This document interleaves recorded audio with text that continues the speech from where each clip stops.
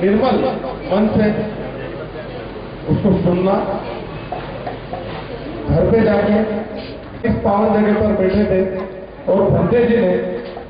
किस लिए हमसे आह्वान करा है, तो मैं आदरणीय महाकारुणिक भगवान गौतम बुद्ध, परम पूज्य डॉक्टर बाबा साहब अम्बेडकर मंच पर उपस्थित हमारे आदरणीय अतिथिगण, खांडेकर साहब, लांगले साहब, श्री म्हात्रे साहब, श्री दीपक मेश्राम जी, राजेंद्र बागवानी, कार्यकर्ता मोहनराव वाकोड़े जी, इस कार्यक्रम के आयोजक गौतम वाकोड़े जी, ईश्वर गवई जी, प्रेम काग जी और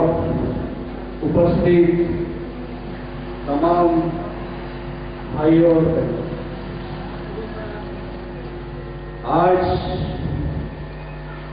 वो वक्त आ गया है जब हमें इस स्मारक के बारे में कुछ सोचना, शासन की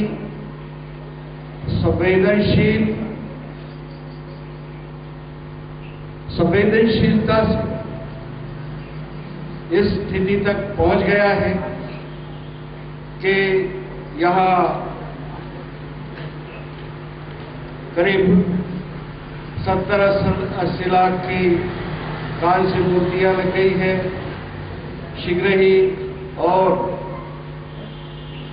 बाबा साहब के पिताजी रामजी अम्बेडकर, उनकी माताजी हेमाबाई और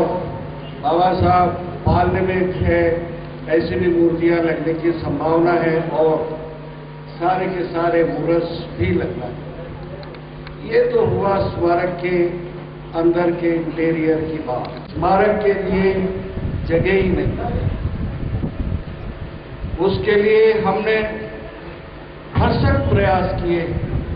मध्य प्रदेश शासन ने भी केंद्र सरकार को चाहे जितनी जमीन उसके बदले देने के लिए आश्वस्त किया, परंतु फलीभूत नहीं हो रहा है।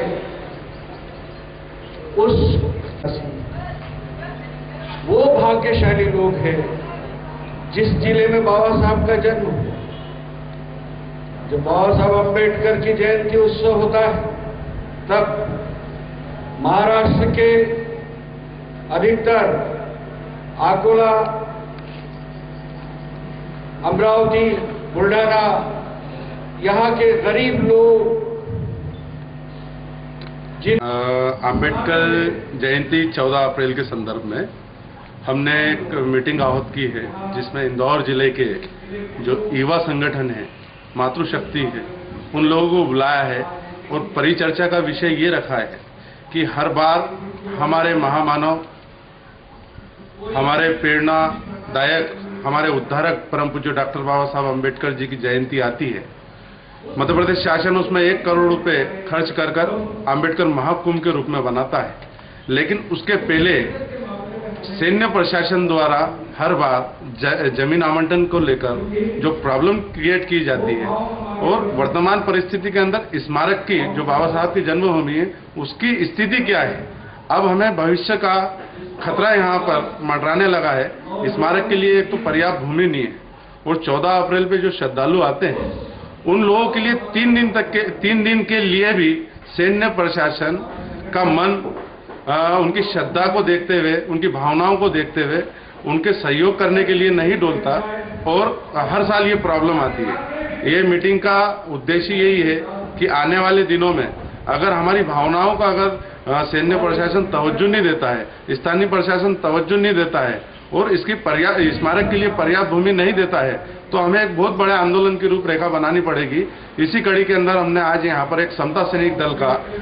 गठन करने हेतु एक परिचर्चा आयोजित की है, जिसमें पूरे इंदौर जिले के बुद्धिजीवी वर्ग और युवा संगठन यहाँ पर भाग लेने आए हैं। आज का विषय ये है कि आने वाली 14 अप्रैल पे हम क्या करें और क्या नहीं करें।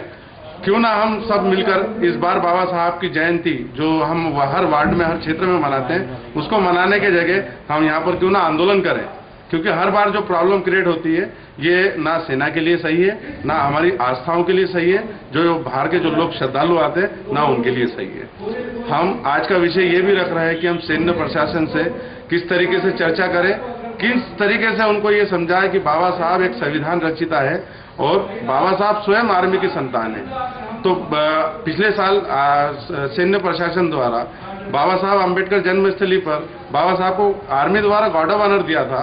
तो सीमित सिर्फ गार्ड ऑफ ऑनर के लिए बाबा साहब का सम्मान करती है, लेकिन उनके जो श्रद्धालु आते हैं उन लोगों का भी सम्मान करना, उनकी आस्थाओं का ध्यान रखना, ये भी सैन्य प्रशासन की जवाबदारी है। आज का विषय यही है कि हम सैन्य प्रशासन के तक रक्षा मंत्री भारत सरकार नई दिल्ली तक हम मजबूती से बाबा साहब के सम्मान के प्रति सेना के विषय में बात रखें और आने वाले दिनों के अंदर इस स्मारक के लिए और हर साल जो 14 अप्रैल आती है उसके लिए पर्याप्त भूमि मिले, इसका समाधान हो, इसके ऊपर चर्चा रखें। राजेंद्र वाघमारे जी ने सूचित किया है और आप सब जानते हैं कि मऊ में बाबा साहब अम्बेडकर जब आए थे तब वो और वो कुर्सी वो आज है, कुछ साथियों ने उसका जीर्णोद्धार करने